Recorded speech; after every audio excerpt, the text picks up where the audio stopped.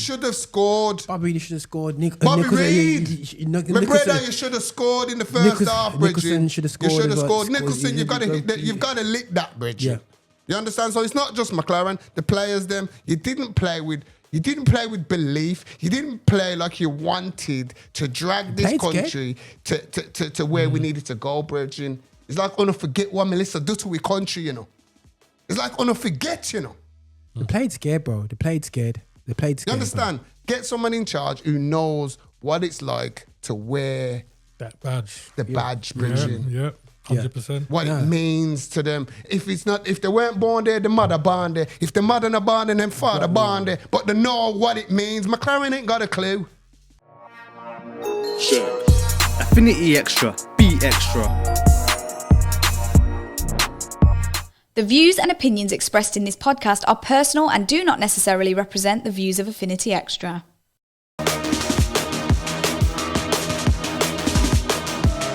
Yeah. People, this is the boy here, Roger Moore, alongside the man himself, AY to the Y to the A, Anthony Young, and obviously right next to him, next to us, has been the fans in hiding, the guys that have been missing from since the last international break, on the pitch as well as in life, is Marx still, yeah. You know what I'm saying? So, Marx is waiting. I can see Marx is waiting for his shot. You know what I'm saying? So, I think you do your intro, bro. When I come to you. Do you know what it is, Marx? I think what it is, I'll be honest, I think what it is, because it's never been us three, Roger's confident that I've got back in. He's got back into him. He's thinking, yeah, I can take hands here now. I've got back from run my mouth. Hands here. Marcus, I'm just going to, I didn't see a thing, bro. I'll turn a blind eye, bro. So if you want to duff him over, do your thing. Listen, man. So, guys, last time we was here, when I covered international on the show, I think Marx was up, and we just really went through it tough. Yeah, I'm saying went through it tough whatsoever. And last show we did, myself and Anthony, we discussed the fact that basically Jamaica was looking to make it to the World Cup, and we'll break down the elements of what's gone on, and how disgraceful and disgusting it is, as people of everyone in this space that you're looking at right now. We are 100% from the Caribbean, even though we're born me and Nancy's born here anyway, and we want our Caribbean nations to do good. We had an opportunity to do something special, but we'll get to it today. We'll get to it. First of all, guys, we have to go to our colonizers continent, Europe, and we just kick off there because UEFA at the moment is complaining that, not UEFA, people in UEFA are moaning that why have everybody else got more clubs out, more teams going to the World Cup, yeah? But when you really check for it, UEFA's had the domination of the World Cup for a very, very, very long time. And to be honest, a lot of countries are going to the World Cup. It's just that teams like Italy, you've missed your opportunity, but you still got another opportunity anyway still, yeah? So I think there's that divine right. I don't know if you guys feel as well, but European nations feel like they have this divine right to be. But then when I'm watching games from the last World Cup, the South and Central American teams were pushing Canada, were pushing big nations like Germany. Look, as you said, bro, you've hit it on the nail on its head. The colonizers, yeah, because they've been used to their own way for all this time. That's what's happened. But now, them small countries, the African countries now have said, Saudi, we're not exporting our big stars again like back of days. Yeah. They want to be, they're more wanting to play for their countries. You understand? And they're getting stronger. African players, not just African players from around the world are going around Europe now. Yeah. It's not just European players now. There's African players dominant across the continents. Yeah. You understand? So all those small countries, the colonized countries, who, if you were good enough, were plucked from your country and taken over. The colonizers are staying now. And the levels are rising. do you feel that, like, for me as well, what I've noticed now, the black players in the, I would say, the former slave states in the South America and in Central America, you're seeing a lot more black players in the first team. You know what I'm saying? For example, Panama, majority of their players are black, but when you look at the crowd, they're not black. You know what I'm saying? Ecuador team, Colombian team, it's like almost, I said, we usually have a little quota, Aspirations and his cousin. Now, you're seeing so much more black players. You had them there. Aspirations, Freddie Rincon. Yeah, man. You had players, bro. You had players there still. But I understand what you're saying. I understand what you're saying. But look at Ecuador. Look at Ecuador now. But we know what's gone over there. It's like what happened in Argentina, innit? Yeah. It's the same thing, bro. But Brazil itself, we celebrated Brazil, but didn't realize how many black players still struggle to this day, you know what I'm saying, to get through. You know what I'm saying? Because of, social and economic constraints on our people, and then very few people make it out of the favelas. Yeah. You have to be extremely good as a black player still in this world to make it. But that's another story. Yeah, that's another day for another day. But listen, first of all, I heard, I'm looking at the title. So Group A, UEFA. Your boy balled out, man. What's his name? What do you call him? Schwartz. Schwartz. Yeah. What's wrong with Roger, bro? Yeah, only balled out. I you know what I'm saying? Go on. How you feel about it? You feel better for it's not a case of feeling better. My story hasn't changed from day one. I've gone on record and said that we shouldn't have paid as much as we did for him. But I've also gone on record and saying that he's been played out of position in the first games he was playing for Liverpool. I've said from start he should be playing on the left. Yeah. I've always said that. Okay. Yeah? He's starting to get more games on the left. So I think now you have to be saying, okay, give him time to adjust to the left. But before, he was playing behind. We knew that wasn't where he was going to be strongest. The very fact he's gone to Germany, got 2 assists from playing on the left in the same formation that Liverpool play, by the way. Just proves the point exactly what people, not just me, but fans have been saying for a long time. Why are we playing him there? You know what I'm saying? We didn't even need to change our formation. I don't go into club team, but what I'm saying is for Germany, he's pulled out, he's done his thing. But in the group, Slovakia, Northern Ireland, and Luxembourg. And that's the only thing I will say is that even though I believe he's played a good game in the last game, let's be honest, the group that Germany is not a very strong group. They're not a very strong group. You know what I'm saying? If he was doing that against some of the bigger teams, you know what I'm saying, or what we consider to be the bigger team, then I'll probably give him even more props. But he's done his thing for Germany in the last game. But like I said, you look, Slovakia, Northern Ireland, Luxembourg, it's not anything to really shout about in terms of like, you expect Germany to win every game in that league, in that group. You know what I'm saying? So real talk, bro. 100%. Doing your job. So that's Germany's gone through. Slovakia, we know, is gone through to the playoffs for UEFA, and Northern Ireland as well. Group B, Switzerland, Xtra and his firm. 1 second, is this the right? No. Is this the right thing? Yeah, you're right. How did Sweden? 1 second. Is this the right one? Yeah, because it's top 2 teams, isn't it? And then the bottom 2 fight for qualifiers. Well, he's only got 2 points. No. So it's not right. Yeah. No. What? You've got a front line of Gokeres, Isaac, and Elanga, and you've only got 2 points. No, seriously. No wonder they get going part of the job. How? Once again, how on earth? View latest. Click on view latest. Because that don't make no sense. Yeah. That's right. Bro, so but like I said, don't forget that Sweden, effectively, they didn't really have Isaac. Yeah. Because Isaac didn't have a pre-season. Yeah. When he started playing internationals for this season, he literally was getting like 15, 20 minutes. He wasn't getting full games. You know what I'm saying? Because he didn't have a pre-season. He wasn't fit. Bro, they still got players, but they didn't have Isaac. But how on earth are they in that cup thing, that part? If the bottom there, is it because of the Nation League? No, it's like if you look at all the. But look, I didn't see Belarus. No, but then that's what I'm saying. You have to look at little differences. So, for example, it's the top 2 that go through. Yeah. And then when they're deciding on the playoffs year, then you start looking at things like what the results were in their games, what the goal difference is, all that kind of stuff to make the difference in terms of who goes into there. Oh, I need to be completely. Each So they look at who the strongest. When they're choosing those 16, that's why the pot one had like Italy and stuff like that, because they're looking at who the strongest teams are.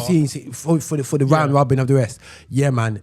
For me, Sweden, bottom of that group is a disgrace. Yeah, you know what I'm saying? But I actually think that they saved themselves for this little tournament, because I think they won something before, so they can guaranteed have that safety net on this anyway still, yeah. But Switzerland, Kosovo, for me, Kosovo's representation of the old Yugoslavia, who I believe is one of the greatest European teams in football. I don't know what you think. I don't know if you remember Ante Schwartz and all the man there still, yeah?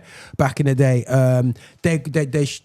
They were special, man. They were special. But there's resurgence there. Scotland, I don't know how the top of that group, but the top of that group ahead of Denmark. McTominay, the Mancunian from Scotland. Why are you trying to claim him now? We're not complaining, but you part of the group here that wanted him to go out. Kill him, bro. You part of the congregation that wanted him to go, bro. But now suddenly he's Mancunian. Kill him, bro. He's born in Manchester, you know, bro. He's born in Manchester. You was the one looking to put man on the transfer list. I'm just doing GR. You put him on the transfer list, bro. Yeah, don't worry. And suddenly man's balling out here, man. He's a Mancunian, bro. He's on the transfer list. Let's see how he introduces Marcus Rashford. Yeah, let's see how he introduces Marcus Rashford. You know what I mean? Pegging it round here. Man United's scouting system comes up trumps again. Get rid of McTominay. Get rid of Scott McTominay. He's dead. And look now, won the Scudetto. He's carried Scotland on his back. Yeah, overhead kicking, doing Cristiano Ronaldo's. You know what I'm saying? And all sorts. Big baller, man. Big baller. You know what I mean? But Denmark, and then you're sitting there at Old Trafford struggling, thinking, oh, we got Mason Mount. Oh, God. You get Mason Mount over Scott Maradona Tominay. Oh, yeah, that's a Ten Hag decision, man. It's a Man United decision, bro. Don't try and distance yourself now. Scotland is through to the World Cup. Well Scotland, done. Fair play to them. Well done. Yeah. They got the group and they won the group that was ahead of them. So they did the thing. So you have to respect them. Respect that, man. France. Even before you get to that group, I think I mentioned last time. Go. I'm still surprised by Greece. Go. Greece were never like a superstar team, but don't forget they are the former European champions. You understand? But they're very temperamental, bro. Yeah, they're he up there. My thing is this year: if you see you go and you win a World Cup or you win the European tournament, right? Yeah. There's a small pot of money you get. Yeah. Right. Invest it good. Continue developing. So I wonder if you remember Greece collapsed as a country, though, wasn't it? Yeah. So that's going to have an effect on probably the football, to be fair. That's true. So, but I hear what you're saying, Marx, because Greek football, remember even like in Champions League, back in the day, Champions League, Panathinaikos, Olympiakos, AEK, there was competitive. It was competitive. Look, I remember when Liverpool had Steven Gerrard the goal. When Liverpool had to beat Olympiacos, that was a good. Rivaldo was there at the time. You know what I mean? So Greece football, like Marcus says, was up there, but since that economic slump, the whole everything, because even Greek teams now they're getting beaten 6-5s and boxed up and that. But then saying that Greece beat England a couple of seasons ago. Oh, come on, bro. Yeah, okay, sorry. That's hard. So I thought that's an honourable mention. You know what I'm saying? Honourable mention. Let's talk about the one this season. Was it Cameroon? Senegal. Yeah, there you go. Senegal. But right, so France, I believe France is maturing into. Not France. I think Mbappe has clocked into being a forward now. Yeah. So because he plays there week in, week out. Real Madrid is called cut the rubbish, bro. You're playing up there, yeah. And I think France is more deadly for that. And the amount of players that they've got, bro, it's just embarrassing. They need to give them back to Africa. I have a feeling, right? France is not going to do as good in the next stages because similar to what we were saying regarding, Germany, The group that they're in is not. Exactly. Nothing. It's exactly hard. Yeah. And if you watch like, we're talking about Mbappe. He's in a superstar team for Madrid. Yeah, but Madrid have had some games even this season where he's like just gone disappearing. You know what I'm saying? And I'm just wondering. But he's the only top goal scorer in the world, bro.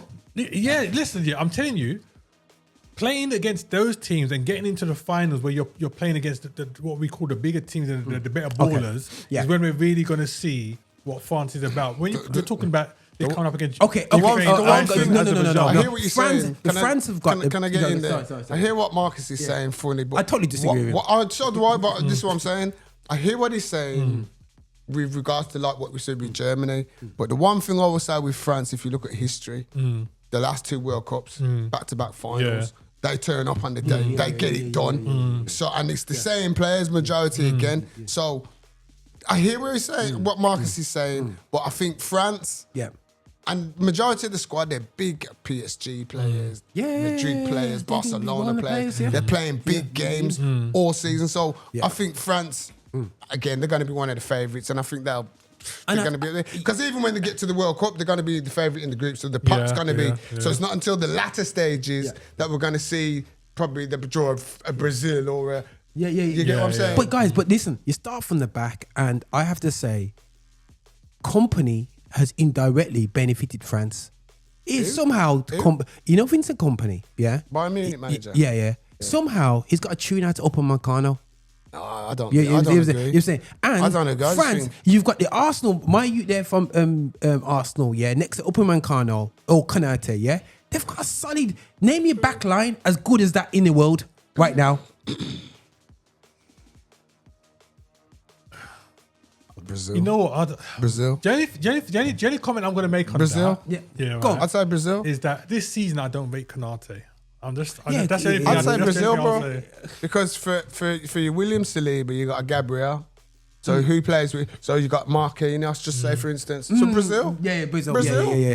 But it's not many. Yeah, but you asked me today, man. I'm giving you one Brazil. Okay. What are you saying about Konate? No, just like I said, this season he's just not being. Yeah, he doesn't act racist. He doesn't look. He looks awkward to me. He looks really awkward, man. Painful, Raul. I think he's a good choice to have coming off the bench here. But if I was France, I wouldn't have him as my starting defender when you've got them other man there that can come in. Yeah, Upper Meccano. I don't trust Upper Meccano myself, though. I don't trust him, but he's doing the business right now. Yeah, but anybody, half decent geezers do the business in Germany. Let's be real, and especially if you're playing at Bayern Munich. Let's be real, bro. Let's talk it as it is. No. He's making mistakes that season. Like I'd say, Upper Meccano, you want to impress me, come to the Premiership and do it in the Prem. For as much as we want to say to Konate, Konate is having a mare, but he helped Liverpool win the Championship last season. So, he's done it. He can play to that level. Yeah, man. You know what I mean? He's having for whatever reason, he's going on. And let's be real, things ain't right at Liverpool. Yeah. At the and people will. It's easier to blame Konate than Virgil. Yeah. It's easy to blame. I mean, a lot of Liverpool fans have been saying if they talk the thing, it's Virgil who's costing a lot of them things. But you'll always point at Konate first, because it's Virgil. And like you says, Rog, I don't think Liverpool should have put the investment in Virgil like they did. They should have went out and got a centre half, and invested in that centre half more than Virgil. Yeah. Being honest, man. and I'm not saying Virgil's a crap player, but he's not the player he was. He was, yeah. I mean, to be fair, Konate might do a Pogba, go play for France and be better at France. Exactly. No, he saved himself for the World Cup. That's what I'm saying. You don't know what's going on. We don't know what's going on behind the scenes at Anfield, at Melwood. We don't know. But when he goes to France and he's around his brothers, it's a different vibe, man. Because Pogba was doing that for the longest, bro. Come on, wasn't putting the performances for United. Go to France, man, was unbelievable. Bro, him and my guy in the midfield. Jeez. It's serious. But anyway, Spain, how are you guys feeling about Spain? Same again, no different. All them top teams, really. If you check it, look at the groups. They don't. Yeah. All right, then let's look. If you look at them groups, and then we look at South America groups. Yeah. South America, the only ones Brazil will play Argentina in the qualifier. Yeah. They're the the only qualifying part. Colombia, continent. Bolivia. They gotta play everybody. I rate that. That's what you gotta rate, bro. Because when certain big clubs don't get to the World Cup from South America, it's because they had to beat the best clubs. And the thing is, best countries. They have to go up to man like Peru, because I think is it Peru or Bolivia that has the highest stadium? They gotta go all South America. You gotta play everybody. Yeah. If you want to play in the World Cup, I agree with that. And so imagine if Europe was done on that kind of prefix. You know, but it's not done. Europe's going to be because of they're getting more teams, them little countries involved. So you're going to get them silly little countries who win. You know, like Gibraltar. You know, it's a big field for them to score a goal. You know what I mean? Never mind rare. You know what I mean? I mean, look, World Cup qualified Bulgaria. Yeah, go. Look at that. Yeah, man. Bulgaria, you know, Stoichkov and that. Yeah, man. I just under the name, man. You know what I'm saying, man? I remember those things like quarterfinals and then the World Cup and that. Man. You know what I'm saying? Little techie players, but man. Them giants have fallen because other little countries now are keeping their, or people are, you know. Yeah, cool. Go on. Countries are talking about going to play for the in-house war, so they'll go and choose to play for that part or like Jack. Because Germany used to pull a lot of players. Podolski, Podolski, is it? He should have played for Poland. Klose, and one of the world greats, you know, before Lewandowski. Klose, top goal scorer for Germany. And East Germany, and then he had East Germany as well. Remember East Germans as well. Listen, they squeeze it in. But then also, because of them, I don't know what happened this time anyway. But anyway, Portugal. Cristiano had a bad one, didn't he? Okay, Cristiano, would you start him if you was Martinez?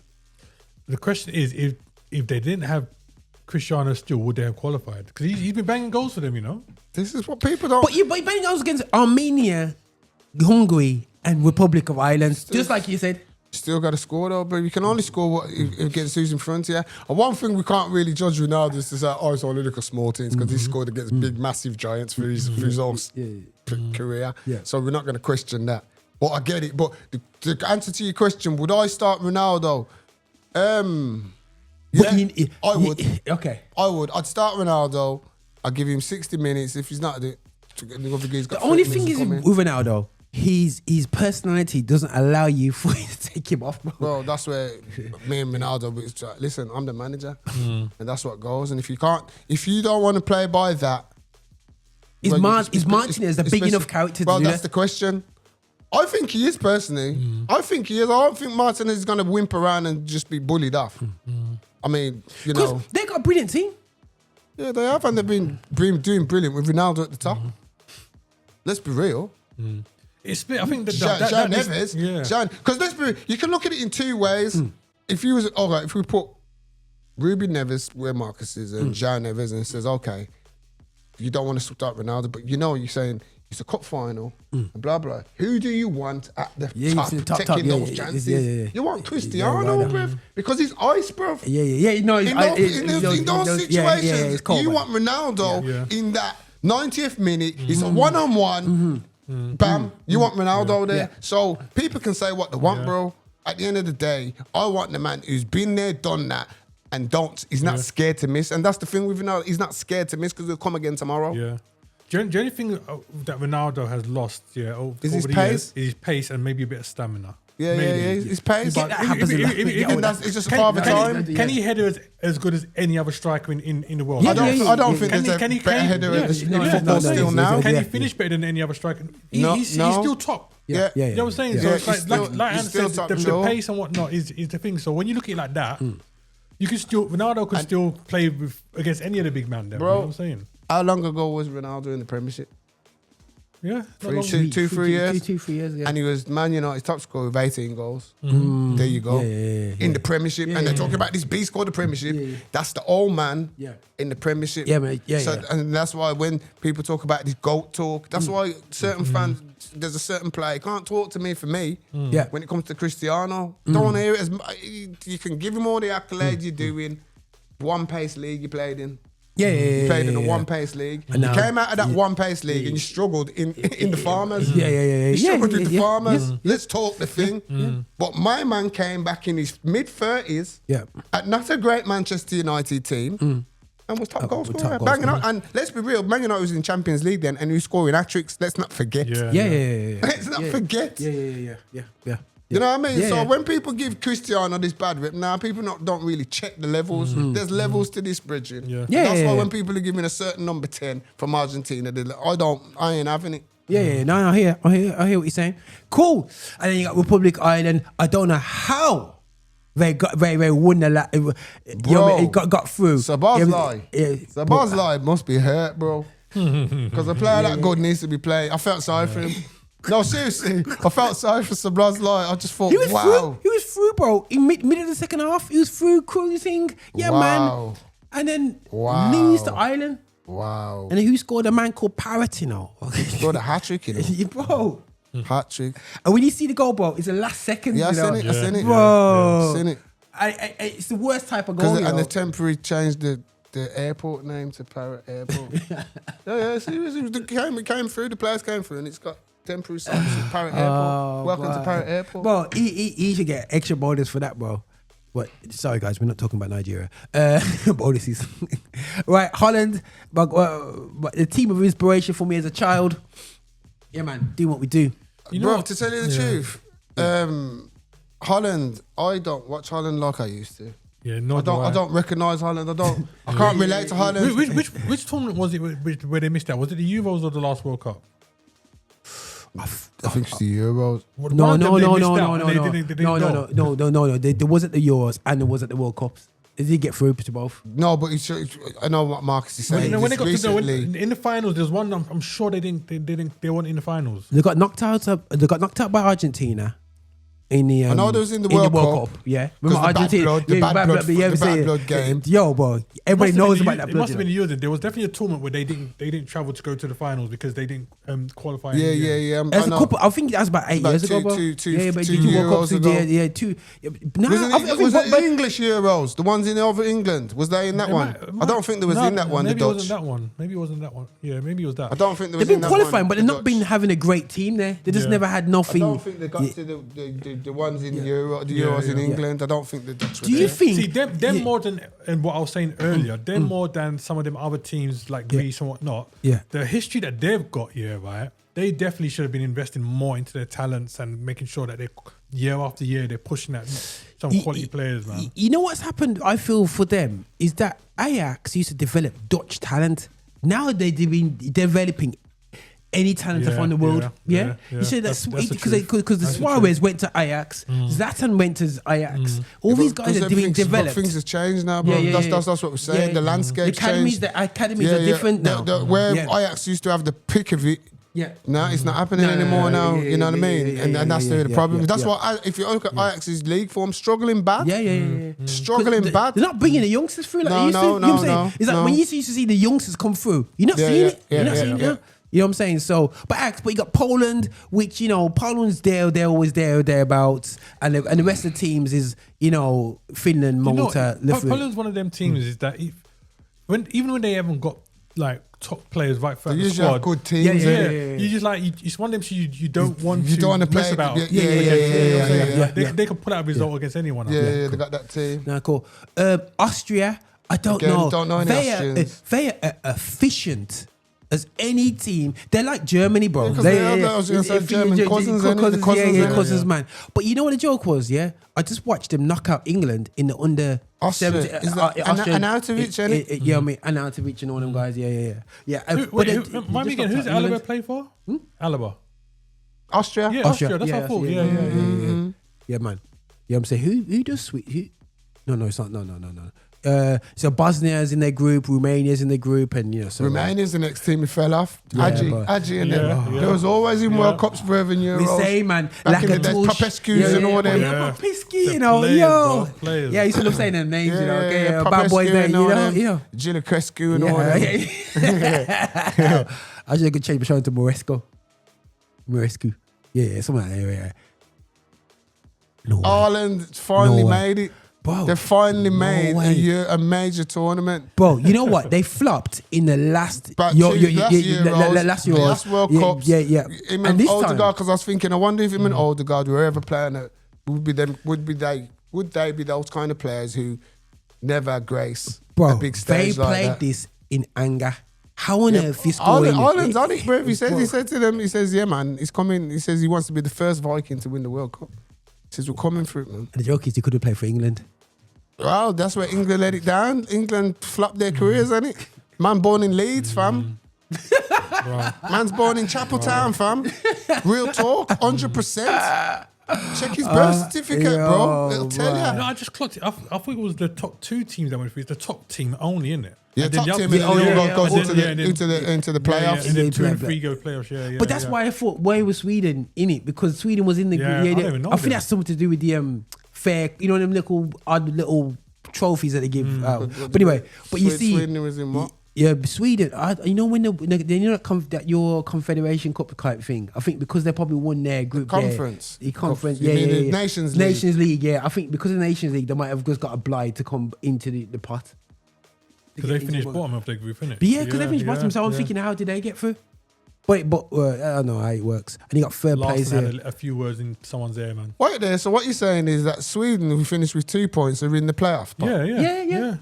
How's that work then? That's what we're saying. That's what we're trying to figure out. That's why I was looking. Because when you were talking, I'm thinking, what's Roger? I know I was trying to pick up on the story. Yeah. So what you're saying is they're in the playoffs. They finished bottom of their group with 2 points because I said Sweden 2. And they're in the playoffs. Yeah. That's what we're trying to figure out what's going on. And they got Sweden in it. Yeah. Not Sweden. Italy. They played Italy. Yeah.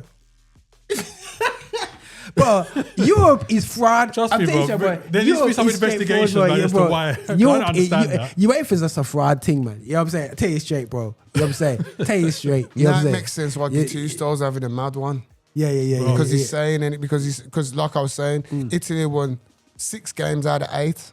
Yeah, bro. And lost twice to Norway. And they lost twice to Norway. and they're having to play a but Sweden, who drew 2 games, didn't win no games, can go and knock out Italy. They can go and knock out Italy.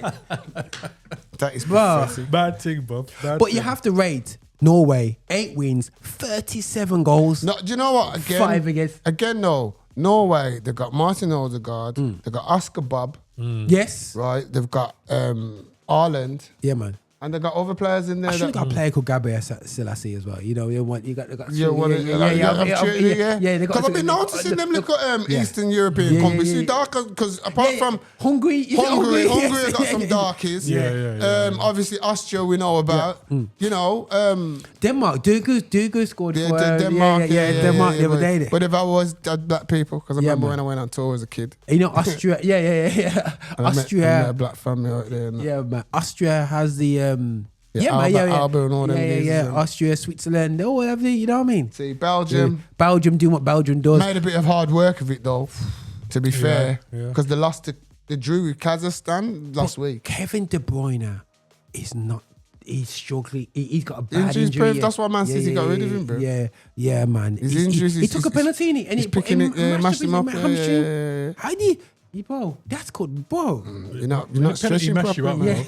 You're not stretching properly, bro. You're not doing your things good, bro. Bro, I don't know what was that, man. But yeah, man, pulled it. But yeah, Belgium, Wales got through, so we'll see. But Wales, who they've been drawn against? Do you know? Oh, who was it? Was it Slovenia? I think it's Slovenia. Isn't it? Yeah. We'll go through that. You got England top of the group. Yeah. They're gonna win the World Cup, by the way. You have to give England their props, though. Like their group wasn't great, like a lot we said about the other teams here, but they haven't conceded any goals.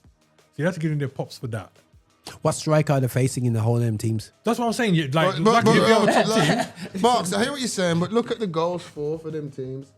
Goals for Albania scored 7.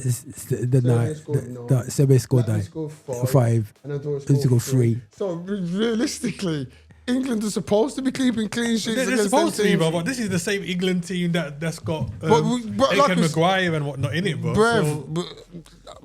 Again, does Harry Maguire still get into England squads? I'm sure he still does. Is he in Tuchel's plans? No, I don't think so. I don't think he's been in Tuchel's plans, has he? No. He has brought him around, but he hasn't really played him. But the question is, guys, what we're in England, we might as well discuss it, because it's discussed the elephant in the room, yeah? How you feel about Jude Bellingham's treatment? Disgusting. Straight in, you know me, not going to get sit on the fence. Disgusting. Typical British press, picking on the geese with colour, trying to make a problem when there's no problem. You know what I mean? Do you know what I see about Bellingham, Go on. Bellingham reminds me of Cristiano Ronaldo. That winning mentality where he always wants to be playing, always wants to score for the team. Yeah. There's nothing wrong with that, But it's only the English who perceive it as a problem. Yeah. It's only the English who perceive it as a problem. Nobody else perceives it as a problem. Everybody, Cristiano, he was focused. he was dedicated, he was this, that, and the other. But the English, the problem. Same with Jude Bellingham. Remember, this Jude is playing for Real Madrid, this geezer's 22 years of age. Yeah. He's 22 years of age doing things that big men don't do. Yeah. Frank Lampard didn't go to play for Real Madrid. Steven Gerrard didn't play for them. Paul Scholes, all those English greats, didn't play for him. This little black youth from Brum did. But and as soon as they see an issue, they jump on it and highlight it. You understand? Do you feel that Rio brought out a thing that they was talking about Tuchel as a manager, and he was talking about back in the day with Lampard, Carrick, you know what I mean? Because everyone forgets to say, talking about Carrick, you got Carrick, you had Lampard, you had Gerrard, you had Scholes, and he was saying that if they had a Tuchel, he said, because I was just watching, he said it the other day, that he would have probably played a Carrick who he feels that would have been a better suited player to play the holding role, and then drop a Lampard and play Gerrard right there. You know what I'm saying? The difference here then, really. So that's the problem when you got Foden, Cole Palmer, Jude Bellingham. It's not a problem, the problem with England is because you've always had men in the job who were scared to stand on their actions and make choices. You understand? That's the difference. The only people who were the foreigners, the Fabio Capellos, but who complained the English, he's too strict. No, he's going to tell you. Fabio Capello's a born winner. Look where he's come from. You understand? And that's why England said they brought him in. He's a winner. He's done this at AC Milan. But as soon as he done what he wanted to do as the Italian in him, it caused a problem. And that's what happens with England. It's a problem because it doesn't go England's way. It's not done in the way England does it, because remember, England invented football. So it's got to be done the English way. No, but you see, Gareth Southgate didn't have the kahunas maybe to say, Harry Kane, you're not fit enough, you ain't starting. Tuchel will do that. Tuchel will do that. And that's the difference. Because he wants to win World Cup. Let's be honest, for the past 25 years, I'll say, the England team has been picked by media and fans. 100%, bro. Not by the manager. Don't hear because nothing. Anybody all the media will say, if anybody has to says play, anything, this person has to if play, anybody blah, blah. says anything different, the lying. Marcus has just said the thing, I'll bro. give you the one thing that I've said this for years. 100%, bro. I just used the one same example over the years because for me, that just highlights everything. When Shearer was out injured and Ian Wright came in and did a thing for England, and he was on a form for Arsenal as well, right? As soon as Shearer showed a hint of fitness, Ian Wright was straight out. Bro, we can go before that, bro. We can go before that. The England team has been picked by I'm a bit older than you, so I can, for about 25 years. Been picked by the media and FA. I'll be older than you guys, so I can go back. I remember when the Nike adverts, behind every goalkeeper, there's a ball by Ian Wright. Yeah, the Nike adverts. That's when he was licking things. Ian Wright, this is before Shearer. This was when Gary Lineker was about. Ian Wright won the Golden Boot. That means Ian Wright was the top goal scorer in the country. And then Alan Smith. And Alan Smith and Gary Lineker went to the Euros. Graham Taylor. So we all know England managers don't pick form players. They pick mates. They pick mates. That's what they do. The only geezer who wanted to pick Ian Wright on form was Glenn Hoddle. Glenn Hoddle.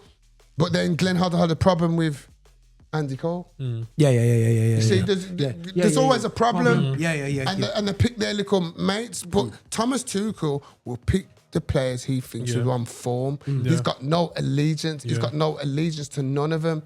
And that's why a lot of them, that's what, we shouldn't have a foreigner. I think sometimes English football is best you have a foreigner for your manager because he's got no allegiance to no Man United players. He's got no allegiance to Leeds. He's got no allegiance to Arsenal, Liverpool or nothing. He's just picking the best players to do what he needs to do. And England can only benefit from that. 100%. England can only benefit from that. Saying that how if Tuchel goes, he should come, he's going to just fall into the same trap that all the English managers pick him what the guaranteed Harry Kane's first name and certain people just first name. Tuchel, like you look at him and like man said, man's got no allegiance to things. Like he's going to this tournament, you'll probably see the most balanced England team you've seen for a long time. That's right. That's why balance. Not necessarily the best creativity. Let's go back balance to it. Wise. Let's go back to it. You talking about Jude. Why do you think Jude is reacting the way he's reacting? Because Thomas Tuchel's made him know, as much as you Jude Bellingham, as much as you play for Real Madrid, as much as if I don't think you're doing it, you're getting dropped. What's bothering Jude now? It's his brethren. Rogers could come through the ranks from the brethren. So you see, the media is trying to build a situation between the two, but the brethren and Thomas Tuchel's told them that they're two friends. You know what I mean? And usually your friend's going to spur you. Rogers playing in my position, you spur each other on. So that's what he's trying to use. But the media, because we're dealing with two black players, let them fight out. Let them fight. Let them fight. All right. But I don't recall this with Foden, Gerrard and Lampard. Okay, I don't recall this with Gerrard, Scholes, Gerrard, and I don't recall those kind of tensions being built up. Yeah. It was Esky and Audifo. And remember, they had their own tension anyway because they were Man United and they were Liverpool. And that was within. Yeah. That's within the England camp. That was within. So when this foreign manager came in and started to say, hang on a minute, then it caused the problem. Then he's the problem. Hasn't changed. Like, even though Tuchel is doing his team his way, you can still see that the English media is still very much thinking the same way. We've seen the example only recently. Eze scores a banging goal. Who's getting the praise? Foden's 2-yard pass. After football training, I was in the car and we were with some youngsters anyway. Still, and I remember I got some two new youths from Zambia, and everybody's cussing in the car about how Foden got praise for that. You know what I'm saying? True, and the man are like going, "Yo, when does that?" And this is the foolishness of players like Eze, Saka, play for Nigeria. Stop this foolishness, man. You know what I'm saying? You're never going to get praised. If Foden was like, for example... You're never going to get praised? Let's say, they had just come off a set piece, defending a set piece. Yeah. Foden found Eze from like deep in his own half, over one pass, which cut through everything. Then I would say, all right, 2 yards, bro. Man's next door to you. Yeah. You know what I'm saying? Bro, but they'll get praised for simple sharing them back. It's always happened. They get praised for little things. And when man's do all the work, the John Barnes, I'll never forget, when he killed off, was it Uruguay when he came off the bench, Anthony? Do you remember 86? And he came off the bench and he was left wing and he put 2 crosses in. Argentina. It was the semi-final. It was the Argentina game. Yeah. They scored from the one and they missed the other one. Missed the other one. The 2 chances he came on and brought. And they were saying if John Barnes had started from the beginning, the same John Barnes that you booed off. It was the same John Barnes that you booed off. So the man didn't want to play him because of the abuse that he was getting from the English fans. Let's not talk about that. But anyway, I don't talk about that anyway because John's an idiot. So so he deserved it. Hey, I was watching a video the other day, John Barnes, like a highlights reel for him playing against Tottenham, some game from back in the day. He's interesting still. But last group L, Croatia. You know what I mean? Croatia's Croatia. They'll the thing is with Croatia, they're a funny nation, because even when you think they're down, they got something in them, Bro, if your captain's 40-yard and you're still playing him, Luka Modric, and that's what I say. When you look at people like Luka Modric is 40-yard and he's playing. Wayne Rooney should be embarrassed, bro. No, serious to God, man. Let's talk this thing, bro. Wayne Rooney should be embarrassed. No, I'm going to put it out there. Bro, I'm 56. Put Wayne Rooney next to me and you're going to tell me Wayne Rooney will be glad to look this good. He will be glad. And I tell you, Colleen, if you're out there, if you ever want to level up, we can have it, fam. I'm telling you straight. Don't put me next to Wayne because Wayne, she's leaving. And you know as they say, wants to go black, she ain't going back. Yeah, black. Go back, but she like, all right. You understand, bro? Nah, seriously though, man's 30, 36, 36. Look at the state of him. Yeah, man. He's younger than Ronaldo. And Luka Modric is 40 plus. He'll be at the World Cup. Yeah, man. And he's playing in Serie A for AC Milan. And he's doing the bits. And he's doing bits. He's doing bits, man. So they actually improved. So what's the question? And it's not just, you know what, Wayne? Sorry, Wayne. I'm going to take it back. Colleen, take it back. It's not just Wayne. Rio. I don't know if Rio, did he retire for injury purpose? Was it injury? Why he retired? Yeah, I think it was injury. It's more injuries than it. But Wayne was just because he just didn't take care of himself. He just abused. He's just abused himself, bro. He's just abused himself. You know what I mean? With that last group, the only thing, like, because I always say, right, if you see that you're going to tournament like that, you have to kind of try and level up, man. How the hell is Gibraltar conceding 28 goals in 8 games, bro? Bro, they need to source some English players because they can actually get 28 goals in 8 games. That's crazy, bro. That's an average of more than 3 goals a game. No, bro, it's the way it works out. But listen, we got to keep it moving, guys. We need to go to the region of heat, which has been which is important to us, which is what do you call it? What do you call it? What? The Jamaica region. Yeah. CONCACAF. Yeah. Let's get into that, man. Let's get into that because that's going to be a big debate, as we know, going forward. Sorry, guys. Let me just get to the Jamaica results. Where are you? This is how much is this thing respects it, you know. It's like 1 second. Brazilian World. Sorry, guys. Just search CONCACAF in the top minute. Is it? You just do that. I just find the game on here. Where is it? Where's the Jamaica game? They're going in. Craig Butler's going in. Steve McClaren's history as a coach has been one of losing consistently. Oh, yeah, man, bro. They're going in. No. CONCACAF. What was it? It's a CONCACAF what? We just go put on World Cup. Go World Cup, innit? World Cup. Qualifiers? Yeah, it's in North and South America. Yeah, cool. All right, so we had right now, guys, you know, myself, Auntie was virtually celebrating last year when we saw the table. The table for Jamaica consisted of Trinidad and Tobago, who are not at their best, but getting better. Bermuda, where if you want a job, you go over to from Jamaica and get work there and then come back home and retire back in Jamaica. That's what my cousins do. And Carriacou, whom I got a friend of the family who they're from Carriacou. We call it Carriacou, but they call it Carousel, which is, I believe, a Dutch, connected to the Dutch people. And they're in the group. So I'm thinking to myself a year ago, when I saw it get open, you know, I said, Jamaica, guaranteed, get through this easy. Did you guys agree with me with that statement? Yeah, I thought Jamaica was going to get through that easy, personally. You look at when you look at player for player, Jamaica against those teams, I suppose it's a no-brainer in the decision, but after the first round, couple games, I could kind of see where it was going, and it wasn't even that Jamaica. The thing is, Jamaica wasn't even playing terribly bad. You know what I'm saying?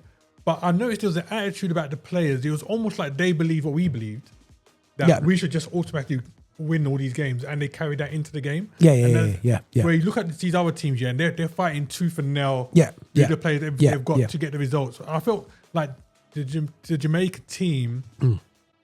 They should have got through, but I feel that they allowed that thinking of we should get through anyway to kind of like minimize how things went on the pitch. That's how I felt anyway. I could be wrong, but that's how it looked to me. No, 100%. Bro, listen, I watched the highlights from the Haiti game, and there's a coach guy, I can't remember his name, I don't know if it's something Butler, you know, the light-skinned guy that was complaining about the team, Auntie? I don't know if you saw that video I put up there. Is it Butler? The light-skinned guy who was at the side of the picture that was cussing. But anyway, I think he's coach. Yeah. He was saying that we're not utilizing our strengths. We're strong, fast, skillful. We're powerful players. Let's play to our strengths.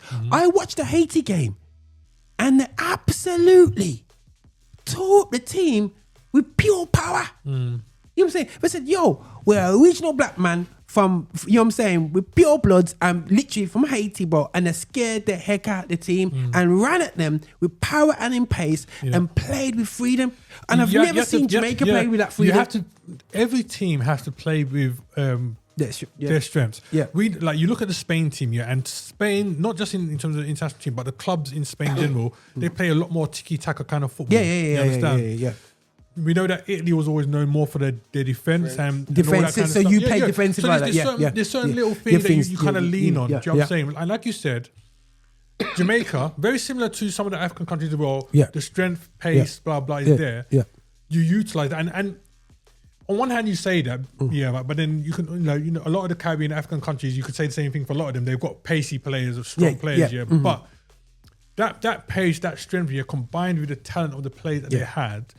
I think Jamaica, Jamaica shouldn't even be sniffing the qualifiers for me. They should have been for the groups, the game that they were in. They should have cleaned up. Clean up. And I think here that now they're in the playoffs. I think we will probably see a different Jamaica because they're going to come out with a different attitude and realise that actually this is our final chance to do certain things. And I think we will probably see certain things come out because it's not just going to be what the pundits say or the media say. Right? Yeah.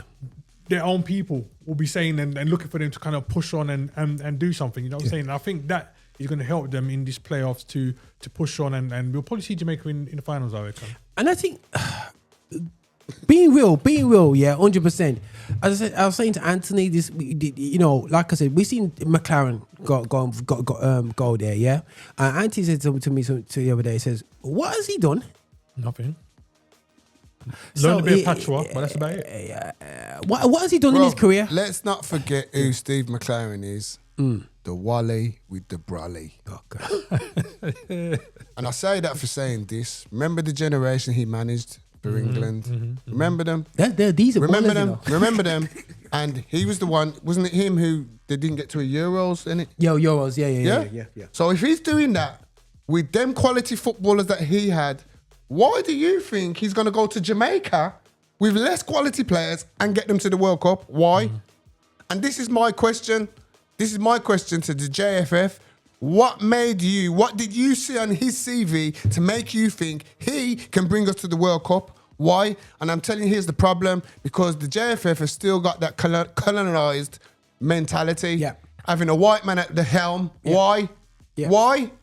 Why don't we bring back our legends, our Deon Burtons, Robbie Earles, Walter Boyds? I'm calling man who played for Jamaica in the 98 World Cup. That's real. That's what I'm talking about. Real. Why don't we call back them? Give them an opportunity to take their country, the players from our country, to the World Cup. But no, we're going to the colonizer to get another colonizer to make the colonizer lead us to the way and look. Yeah, and these players that Ant just named, right? A lot of them are looking for opportunities, like in the Premier League or other leagues, right? Yeah. If their own country don't even want to give them opportunity, yeah. You know what I'm saying? Why hope you got? You know what I mean? But look at Dwight York at Trinidad. They were awful, to be honest, guys. You know what I mean? Beforehand, he's got them together. He's gone in there as a legend. Yeah, you know what I'm saying? And he's put something together. Raj, you know what I'm saying? And it's not even just about the. It's not just about. Can I just say, Raj, that's the wrong example to use right now. Okay.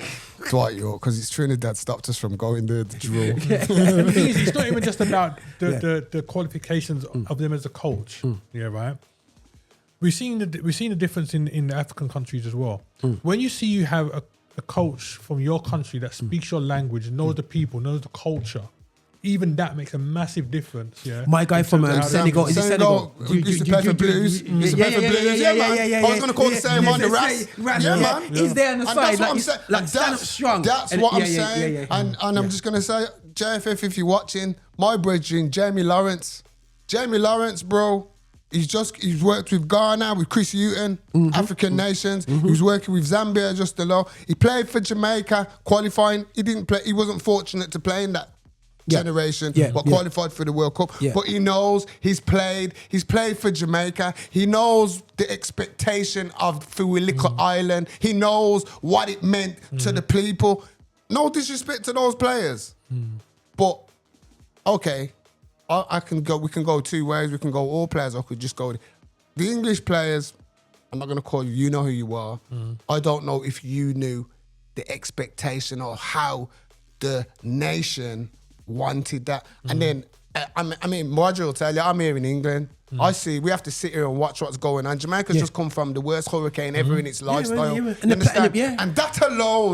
that alone should have made every player want to take my country to the World Cup. You understand? That alone should have made you say, this is for the people, them. Not even for us, this is for the people, them. For what they've gone through. But you lot turned up on a pitch like that. Nah, man, let's talk the team. Let's talk the team. You turned up like that. You didn't believe, right, that you was going to win the game. You did not believe that. Because if you went out there believing that, you wouldn't have been licking bars and post 3 times. You would have bust off net. You understand? Because, and here's the reality. Who was the man of the match? Jamaica's goalkeeper. That says it all. You're at home. A win makes you qualify for the World Cup, and your goalkeeper is man of the match. So all of you outfield players need to ask yourselves and look at yourselves and ask yourselves question. But it starts with the coach. And I blame McClaren because his tactics were pathetic. And we've been seeing this the whole qualification. Yeah, man. You know, sure. The whole qualification. It's not just this last game here. You understand?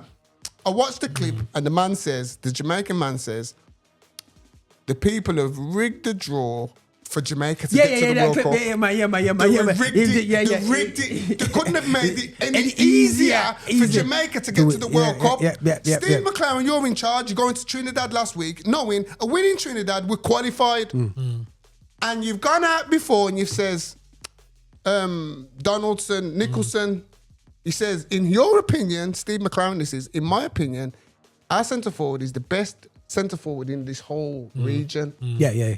Why didn't he play him against Trinidad then? They played the dread guy in it. You didn't play your best forward. You went on national television and says, this is my best forward, but you didn't play him in a game that we had to, if we won, we're 1 point away from the World Cup. Wow. And you know what as well, bro, like in music here, right, when you see artists are going to perform on a stage, there's this thing that you hear sometimes, they say, you read the crowd. You understand? So you won't, like, if you see the crowd are not into like R&B, for example, you're not going to play R&B. You're gonna do what I think you're saying. Yeah. The crowd were there. You see that same fire that Ant's got there. Yeah. If you see they had a Jamaican manager, and things were going on, that same fire would have come from that manager. Yeah. McClaren ain't gonna bring that kind of heat. Yeah. Bridget, could you imagine me on the sideline in that game? Yeah. Can you imagine me? He's not going to bring that heat. Going at Clarendon games, bro. Steve McClaren is not going to bring that kind of heat. Do you know what I'm saying? You understand? And that's what we're saying. Yeah. If you have a Jamaican manager that knows the culture and knows how to respond to the people. This is what we're saying, Marx, man. We need somebody who feels that passion. So when he's on the sidelines and he's watching that dross, what was happening, he's supposed to be kicking down things, going on mood madness. And the people are supposed to be seen because the fans, if you listen, when Jamaica go, the horns are starting because the fans are making you know. The players weren't playing to the fans. Like Marcus said, they weren't playing to the fans. They weren't doing nothing. Well, they weren't doing nothing, man. It was poor. It was poor. You know. It was poor. I knew there's gonna be a problem, bro. It was poor, bro.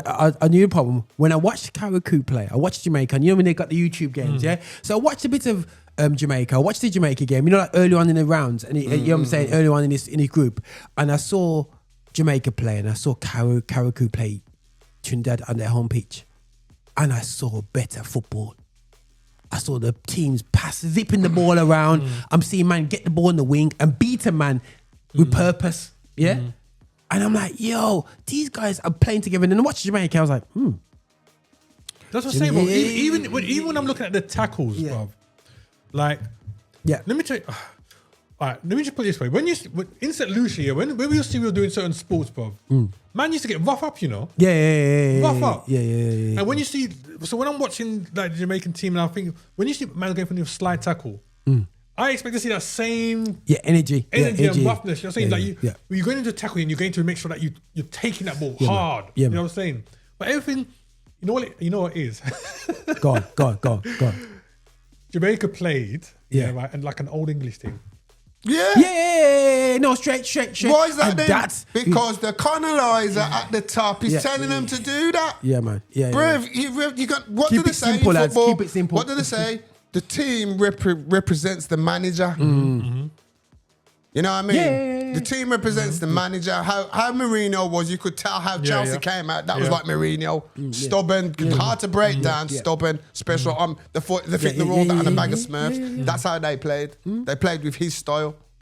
You understand? And that's what Jamaica did, played with McClaren's style, which was, he shouldn't have got the job in the first place. I said that from day one. Because he didn't do nothing for me. And like I says, Jamaica needs somebody Jamaican. They need it could be a white Jamaican, could be white Yardie. He would have done a better job than McClaren. You understand? Because he knows the passion. But the thing is, I hear what you're saying with that. But the thing is, with Karakou, they had deep avocard. Yeah, because you see, but if you're going to do it, justify. But this is the problem, bro. The question I would then question again at the JFF, who idea was it to go for Steve McClaren? Yeah. Whose Right. idea? If you're gonna do it, If you're gonna go that way, then fine. I don't. Get Ferguson. There's nothing wrong with that. But you get somebody who's qualified Get for Arsene that. Wenger. I'm gonna get Arsene Wenger safe. So we know where all the money's going. It's going on Arsene Wenger safe. Well, at least we know you've got the best. You've got one of the greatest. So at least cool. But no, you tried to do the shortcut. Yeah, you got Steve McClaren. You probably saw, he was Man United coach when they done the treble. So you probably saw that and thought, Because I remember, bro, when we appointed him, and I remember having argument with some Jamaicans because I was saying, why have we employed this clown? And these Jamaicans were telling me, because it's rich. I said, Bridget, first of all, you in Kingston can't tell me about Steve McClaren and Manchester United. I live in England, bro. So, and you don't want it because I know your vast knowledge is not compared to my vast knowledge. You understand? So, there's nothing Steve McClaren for me has done in football that warranted him or to be entrusted with the assignment of getting Jamaica to qualify for this World Cup. No. For me, I'm going for, as I says, if you bring in one of the, if you are bringing in like a Steve McClaren, next to him has to be somebody like a Robbie Earle or one of the legends. Of course, man. Who played for Jamaica. Somebody who's Jamaican. Somebody who's based in Jamaica now. So when McClaren's doing his thing wherever, somebody who knows the people, somebody who can talk to the coaches of Arnett's Garden FC, who can talk to Mount Pleasant. You see, I'm talking names. McClaren don't even know these names of these teams, Bridget. I know them. Give me the job. I would have done it. You understand? Because I would have spoke to the coach and said, Coach, we need a forward for the national team. What we saying? Yeah, man. What we saying? Who's next? You know what I mean? Because I'm not saying Michael Antonio's the answer. I'm not saying that. But you got to tell me who the answer is then. You know, who's the answer? And why are these players getting picked? You know, is Steve McClaren, did Steve McClaren have people in Jamaica who he could contact and talk to about the local players? Because if you look at the podcasts and all those things, all the players are balling out. The locals, they want more local youths, they want more local people playing. So where's the scouting then? What's the scouting people doing? But the thing is, what I will say to them though still, and this is my issue with Jamaica is there still, it's not just, for me, it's not just about local players, because the thing is, if you look at the success of Karakou, these are basically players that have succeeded through, they've picked them off through the Dutch system. So these are Dutch players. These are Dutch. I'm not saying they're all Dutch, but the Dutch coaching system. They just pick them up from clubs in, you know what I mean, coming through. They've been through the academy systems. You know what I mean, and they said, "Yo, come play," and they're picking them off. Suriname has done the same thing as well. Just picking off these young players. Like, "Yo, come play for us." You know what I'm saying? Ain't picking off anything. Suriname are just grooming players that come through their thing. Remember, you know, Edgar Davids is Suriname. Yeah, exactly. You know, that's what I'm saying. So it's not that they haven't done anything. They're just keeping the players, whereas the colonizers ain't stealing the players anymore. They can get players from Holland to come play for them who are in Holland. Karakou players, exactly. No, but Suriname does the same. Exactly. Exactly. But why can't Jamaica do it effectively? They can't do it. Well, the reason they can't, because you got the people with the mentality who wants to play for the colonizers before they want to play for their own. Facts.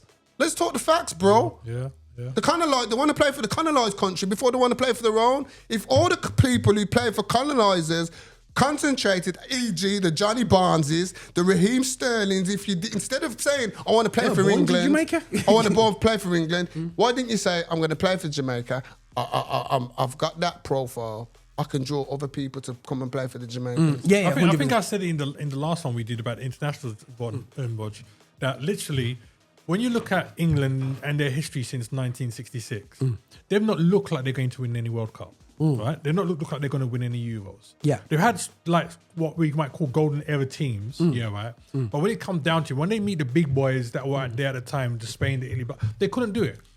And I said in the last one that if I'm a black player coming up, with, you know, let's say St. Lucia for me, right, for example, I'm coming up here, right? If I live in England, one side of me is going to say I'm going to be loyal to my country anyway. So that's the name of your question. But even if the question came up about England, I'm looking and thinking, you guys have had all these players over the years, ain't done nothing anyway. So I'm just going to play if you're not going to win anything. So I might as well just play for my country anyway. Exactly, bro. I'm taking from the stance it is. I'm coming up right now. Why do I want to play for England? Why do I want to play for a country that only sees my goodness when on the sporting field until I mess up? But if I mess up on that same sporting field, you did. Where's the support? Where's the support? Like I says, and I always use the same example. Yeah. We talk about the free kings in the Euros, and then we talk about Harry Kane missing the penalty.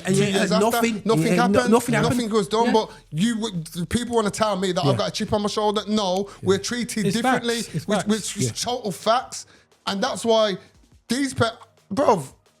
Okay, Emir Leski.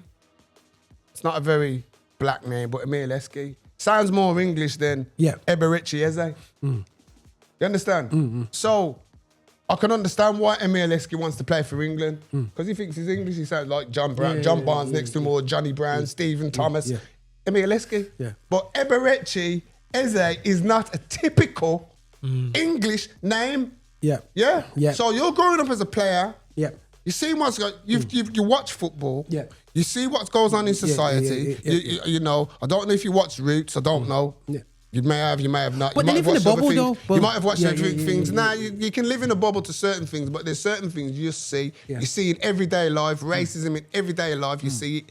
So here's me going to school with my African name, and he must have been teased. Let's be real. He would have got teased about his name and all them things there.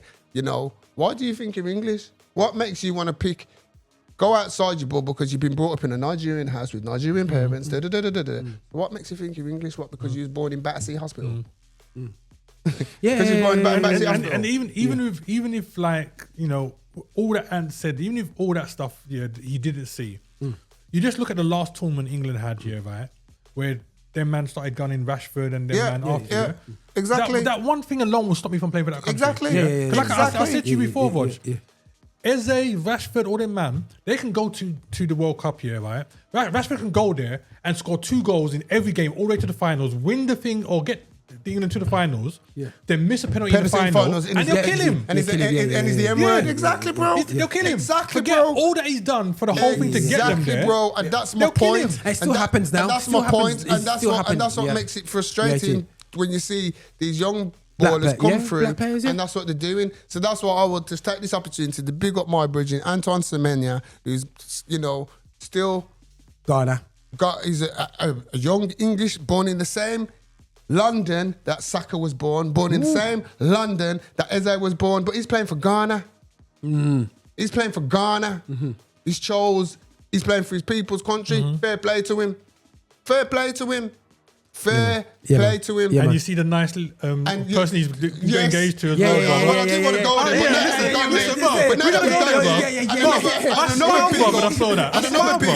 Another big up, no disrespect, but you know, for keeping it, he's got engaged to a young black woman. Fair play to him. Yeah, man. Fair play to him. He knows, man. You understand? He's not in the nightclubs and you don't see his name under no rape charges. Yeah, man. You understand what I'm saying? True. Come on. There you go. Just keeping it 100. Yeah, man. But listen, guys, we're going to keep it moving because time's gone. We need to get to Africa. But we're touching in Africa. Just want to say, big up to Panama. You know what I'm saying? Panama, you know, who have a lot of African... Suriname. Forgetting even close. Yeah. Big up to... and a beta, because teams like Guatemala and El Salvador are usually running this division, and the bottom of 18. The scary thing is Haiti, bro. This is big because Haiti in America, there's enough Haitians in America, bro. But you looking at that group, Haiti, the big Costa Rica, you know, and Honduras, you know. I'm not sure about Honduras, but Costa Rica being in the last couple of World Cups. Keylor Navas is the goalkeeper and that. And he's the you know what I mean? So there you go. So for you to overcome that. Bro. And again, Haiti got touched by Melissa. Haiti got touched by Melissa. Yeah, big time. Deon McClaren. Haiti got touched by Melissa and they're still qualified. Bro, if you watch the game, and it's not even in Haiti, it was at Carousel's pitch. Yeah, he's going 80. No, he's going 80, bro. He's playing a football match in 80. You mad? But all I know, say, big up to my Haitians. I'm gonna try. Somebody get me a football shirt for Haiti, man. I know Auntie don't want it, so just send me 2, man. Give me a wearing home kit, man. You know what I'm saying? Nah, bro, I'm not into that. Listen, you know. I'm gonna text my brother. He's a rapper, you know, Richard Dolphin, because he's Haitian, so in New York, so they must have some tops up there, man. You know what I'm saying? So, Haiti in the US is like Jamaica in the US. You gotta have bare Jamaicans. You know what I'm saying? For them, there's bare Haitians in there. The Haitian, the Haitian community. They're going crazy, bro. Fair play to them. So, fair play to them, to Caracau and all those little places that have never been recognised, and now that they've through their achievements, they've put themselves on the map. Fair, but that's all you can do is big them up. You know what I mean? Got rid of the colonisers, took over themselves, and done what they're doing. Okay, so we had a special playoff the other day for Africa. For you, bro. So Africa, Cameroon, an absolute giant. Yeah. Cameroon versus Congo. Congo took pure lives, bro. Yeah, bro, listen. Congo took pure lives out there, fam. Bro, Congo, now, just for the people who don't realise, because you don't understand things, Zaire was the original team, African team, which people actually laugh at because they kick the ball while a free kick is being taken. Yeah, back in the 1970 World Cup, correct me if I'm wrong. Is that correct? 70. Was it 70? It's short. It's 70 where the guy came out. I don't know if you against remember. Brazil, against Brazil. Yeah. And the thing is, everybody treats that as 74. I think it was. And the notion was, because of that move, everybody thought that African footballers don't even know the rules. It wasn't that fact. Yeah. No, it's a true. They show it as, look at African football. You know what I'm saying? Oh, they lost 5-0. What they didn't realize at the time, they were facing drama with their FA. Yeah, and they got frustrated about the way they're being treated at the World Cup, and it just all kicked off. But when you speak to people about the other games they had, they said that they were a hard team to beat. But that particular game seems to be the game that they said, oh, Africans are not ready. But Pelé said Africa will win the World Cup by the turn of the century, and they did. That was after Nigeria, the Nigerians in the 94, was it? No, he said it before though.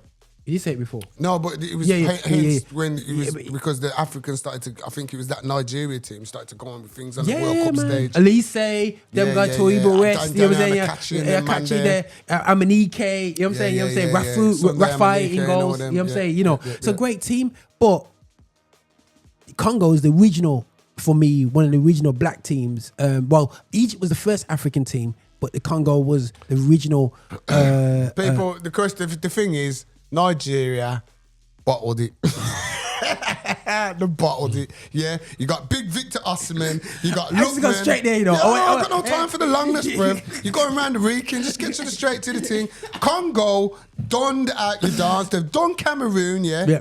Big Cameroon. Everybody remembers Cameroon World Cup. Roger Miller and all that. Yeah, man. Big up Cameroon. Yeah. Sung. They got rid of them. Then, to move forward, they played Nigeria in the playoff final. So whoever won that game was going to the World Cup. Congo, Nigeria.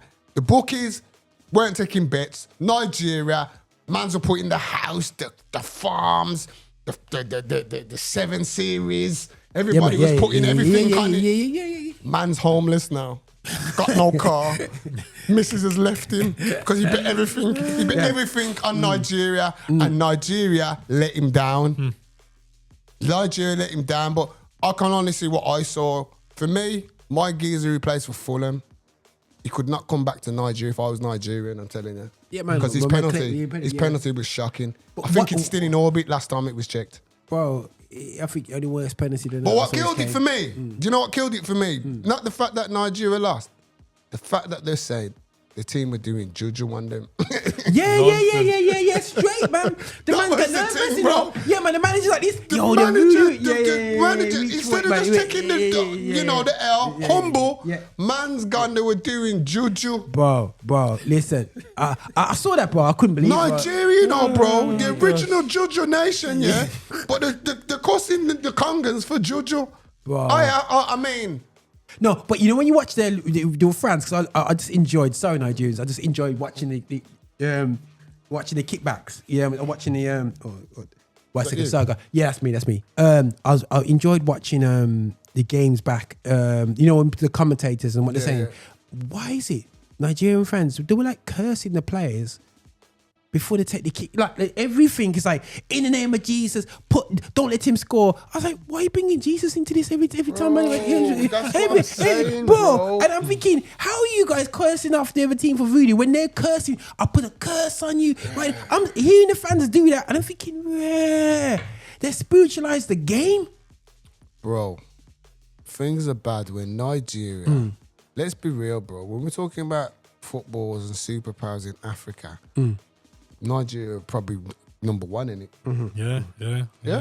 In the superpower leagues, it's like Nigeria, Ghana, Senegal, Cameroon, that kind of thing. Yeah. Nigeria are the team. Yeah. So how comes you're having to go to playoffs? What's going on? You got Victor Osimhen, as I said. You got Damamola Lookman. What's going on? How comes you're struggling? Well, you lost to Congo. No disrespect to Congo, but that's supposed to be a foregone conclusion, bro. Yeah. I think with the Nigerian team, it's one of those things where I tell you what Nigeria's problem was, bro. Sorry to cut you off, Mark, but they seem to have more issues with the bonuses. Because there was problems about bonuses before the game. So you see, their minds focused on the dough. They're not proud to be representing the country. There's the problem. That's the problem. Because, okay, you've got issues around money. You should not be discussing those things around the World Cup qualifying team. Bro, I remember Etu, he said to his team, if we make it to the World Cup, I'm going to buy you all of Rolex. And he did it. Yeah, he did it as well. You know what I'm saying? They're not saying that their mind's on other things, man. Your mind's on other things, bro. You should not be there.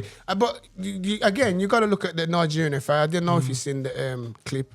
Iwofa was on there. Did you see the state of the hotel? Yeah.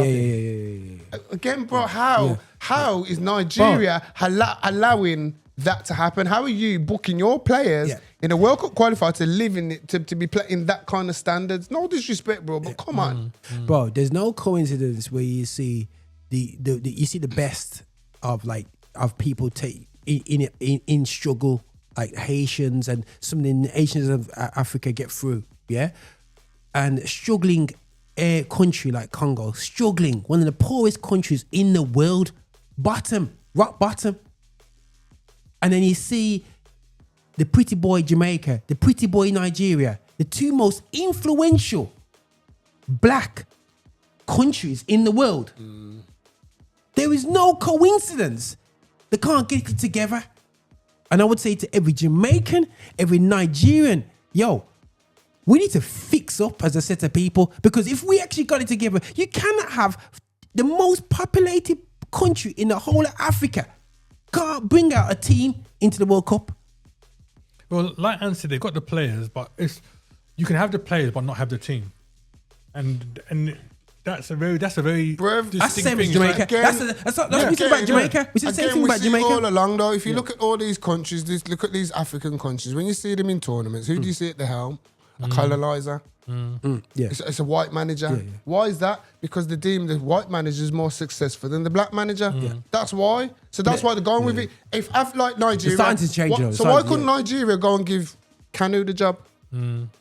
Well, they got Buddy. They got there's other Sunday Elises. All these players we've been naming. Why couldn't they give those players the job? You see, and the reason why I say give those players the job, because not just the team you're inspiring. Think about the youngsters. The youngsters who Marcus is growing up thinking, I used to love Emmanuel Amaneke, and you see him being the manager of Nigeria. I want to play for him. Yeah. I want to play for him because rare. Because you understand what I'm saying? He understands the pressure. And that's what we're saying. So Jamaica, Nigeria, you need to stop that thinking that the Europeans do things better than us. No. We've got people within house who can do the same job, right? With more passion, with more feeling for the country, for the job. Bro, to manage, I listened to Mr. McClaren's his resignation speech, and it's been the greatest. I couldn't play it, bro. The greatest honor to be. Stop lying, bro. Man, had free jerk. Stop lying, bro. Jerk chicken. You know what I mean? It was the greatest honor, bro. You promised certain things you didn't bring through. You promised that you was bringing Mason Greenwood. He didn't turn up.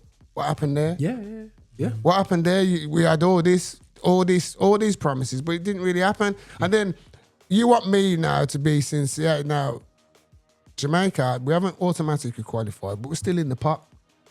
Why have you chose now then to resign? Why? Why can't you? Why don't you see if you can complete the job? Yeah. But no, you want a man to come in to rectify your rubbish. Because this manager who comes in is only going to have 3 games to get you to a World Cup. Yeah. You've had how many? Yeah. You had how many? You know, let's talk about, everybody focuses on the Trinidad game. Well, let's not talk about Carriacou away, losing 2-0 away from home. Mr. McClaren. Let's address that. Yeah. What did you do about that? You know what I mean? You're supposed to have come from England, the motherland. Oh, Middlesbrough manager. You was manager of the England national team. You flopped, bro. You flopped. You know, as I said, Wally with the Brawley, I don't forget. Yeah, man.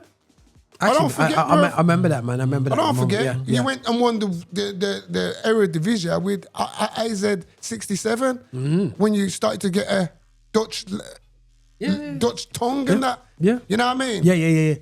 You know, for sure. You know what I mean? For sure. And so I don't understand for me. So for me, moving forward, it's going to be a tall order. I mean, we've got another bit of a blight, New Caledonians. So basically, if we don't get through that. Yeah, so what's happening next, guys? Because I want to end on these qualifiers. I just got drawn before we came on. Marx actually pulled it up and it showed us here. So you got Intercontinental, the last chance. It's going to be the semi-finals. It's going to be New Caledonia. Jamaica's going to play New Caledonia. Home and away? No, just one game. One-off game? One-off game. And then they're going to play DR Congo. We're going to play the conquerors of Cameroon and Nigeria. When you think about it like that, don't really put much hope in it. But you know what? Yeah. As I've said, Jamaica puts out the best. I've been on this program and I believe, and I've said it before. Yeah. You know, there's a God. I believe in the Most High. And we've been through a lot as our country has. And I know the World Cup has to be. We have to. We have to. Haiti have showed you, you know. Haiti have showed you. They got licked by the said Melissa, you know. And they got there. I don't want to hear no excuses, fam. Jano, all I know is JFF, they need to make the right appointment. And for me personally, I don't want to see no ex-European man, unless it's Arsene Wenger, yeah, or of that caliber. I'm not talking about these little idiot, unknown little what they is. You know what I mean? No, if you're getting top of top, like Carriacou, went in, invested in the best. Dick Advocate. If you know about football, you know about Dick Advocate. Yeah, man. So that's what I'm talking like. Like Brazil have invested. They've gone for Carlo Ancelotti. They've gone for the best. You know, when you want the greatest thing, you go for the best, fam. Yeah, man. You can't expect to get to World Cup with some little pre-mark manager. You understand? You can't expect to get to the World Cup with no Primark manager family. You understand? And for me, no disrespect, as I says, I'd rather go and get Bibby Gardner, legend, play for Bolton in the Premiership. Yeah, man. I'm sure he's coaching as well. Yeah, he's a coach. Yeah. Deon Burton played for Jamaica in the 98 World Cup, coach. Jamie Lawrence didn't play in the World Cup, but he represented Jamaica in World Cup qualifiers, played for Bradford, played for Leicester in the Premiership. We're talking about calibered people, Bridget. We're talking about calibered people, not just managers who manage. We're talking about footballers who played. So those footballers know about the expectation. They played for Jamaica, that little island with everybody. Bro, I don't know if you've seen before the game, Usain Bolt went to and met them. And gave them the speech. Yeah, you saying about the fastest man, bro. And the man said, you going to the game? Oh, you mean? Asked him, are you going to the game? How do you mean? Of course, bro. That's how much that game meant to people, brother. Yeah, man. Everybody was there, bro. Because the anybody was there. And if you seen the things going on, it's over fully. Did you see the things going on outside the ground, bruv? You seen people, like 15 people run up with a ladder and they put the ladder against the wall and they're climbing over, bruv. Everybody wanted to see the game. Remember, you know, this is a country just got washed away, blew away by Melissa. Man said he drove from St. Elizabeth, probably one of the parishes got most licked by Melissa. Man drove from there to watch the national team. That's how much it meant, McClaren. You understand? That's how much it meant, boy. And you let we down with your idiot team selection. And I'm not going to just blame McClaren. I'm blaming all the mans out there. Certain man who won premiership out there. Look at yourself, Bridget. Look at yourselves, man. You let down the country, fam. Mm-hmm. You let down the country, fam. All of Uno. Not just McClaren. All of Uno. The only one who didn't let down the country, Mr. Blake, the goalkeeper. Big up yourself, my Dan. True. Big up yourself, my Dan. Anybody else? Boaz, you should have scored the header. You shouldn't have been licking crossbar. Cadamarchi, you should have scored. The first header is the only header what was unlucky. Yeah. It's good header. Yeah. The others, the two, they should have scored. Wow. You should have scored. Bobby, you should have scored. Bobby Reid. My brother, you should have scored in the first half, Bridget. Nicholson should have scored. You should have scored. Nicholson, you've got to lick that, Bridget. Yeah. You understand? So it's not just McClaren. The players, them, you didn't play with belief. You didn't play like you wanted to drag this country to where we needed to go, Bridget. It's like, I forget what Melissa do to we country, you know. It's like, I forget, you know. They played scared, bro. They played scared. You understand? Bro. Get someone in charge who knows what it's like to wear that badge. The badge, Bridget. Yeah. 100%. What it means to them. If they weren't born there, the mother born there. If the mother not born there, then father born there. But they know what it means. McClaren ain't got a clue. He didn't have a clue. You understand? And I don't know whose backroom staff were, but I don't know if they had a clue. You know, Trevor Sinclair, I don't know if Trevor had a clue. I don't know if Trevor's the black side of Trevor. I don't know if it's Jamaican. I don't know. I don't know. I'm just saying I don't know. But from what I saw, it didn't come across like that. I didn't see no yardies in the cut. Yeah. You understand? The yardies I'm talking about should have been in passionate ones. I seen the geezer, I can't remember the player, but he played in World Cup. He gave it the same speech with Bolt. Yeah. Them players there, Bridget. Robbie Earle, bro. Yeah. Robbie Earle's a big pundit. Yeah. You know what I mean? Them kind of players, you can bring in them kind of players, bro. Them caliber players. If you want a non-Jamaican, Shaka Hislop. Yeah, man. Them kind of man there. But let's see who they bring out. Let's see what they bring out with. I know it's frustrating one. But the other side of the draw, because we're gonna close off the show because we're going to overtime, man. We'll go overtime. But listen, right? So you got Bolivia versus Suriname. So that's the other side, and they're gonna play Iraq. Which team would you rather play? Congo or Iraq? Oh, they'd rather Iraq, you know. Even though they're a good team, but I would rather Iraq. I don't know. I kind of feel like the same same kind of thing for me in terms of levels. I don't know if I have a preference. But I would probably ask the question the other way: who would Iraq prefer to play at Bolivia? Yeah. Me, if I'm Iraq, I'm playing Suriname all day. I don't want to play Bolivia. Yeah. Bolivia have to play Brazil and all them. They're calibers, bro. They're gonna get ballers. Yeah. You know what I mean? I don't want to play there. I'm just being honest, bro.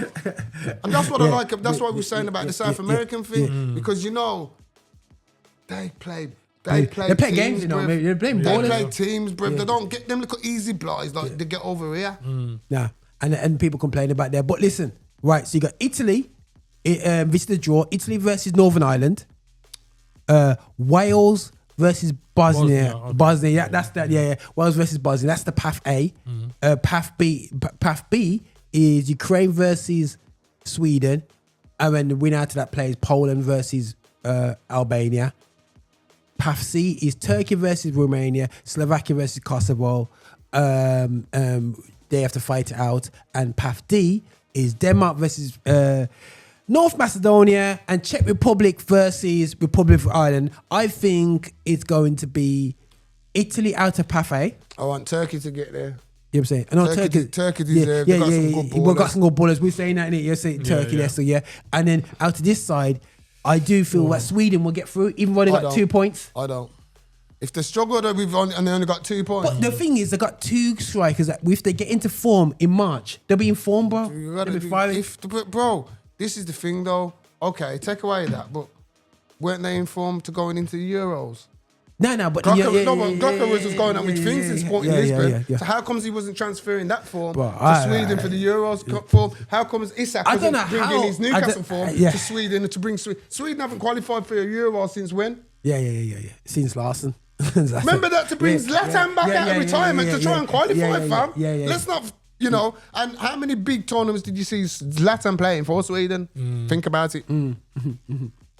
You know what I mean? That's why sometimes when Zlatan goes on and runs up his mouth, like when he was running up his mouth to Sergio Ramos, their beef is serious. Their beef is serious. But you know, both of them are. But like, both of them have a fight anyway.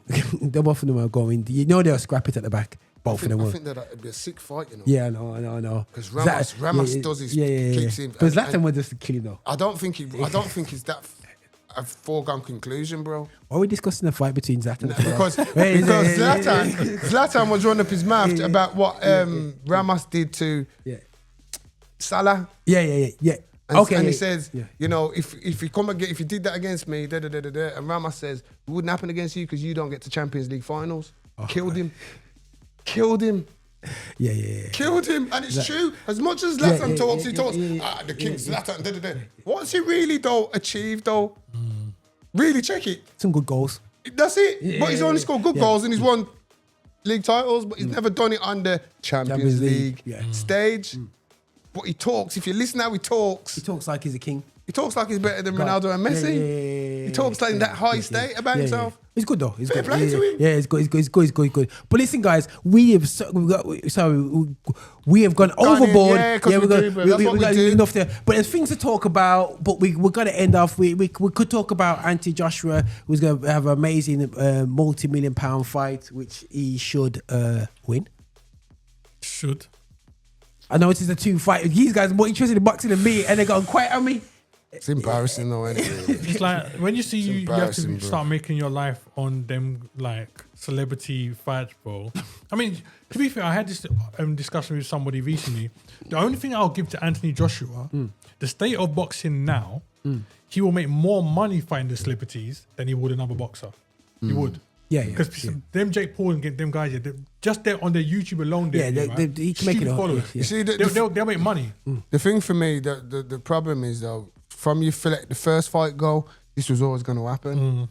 Yeah, you know what I mean. It was always going to happen. Because remember, it started with just MMA fighters, and then the boxing fraternity was turning up the nose. And look at them now. They all want it. Because the talk is. If it wasn't AJ, it was Terence Crawford.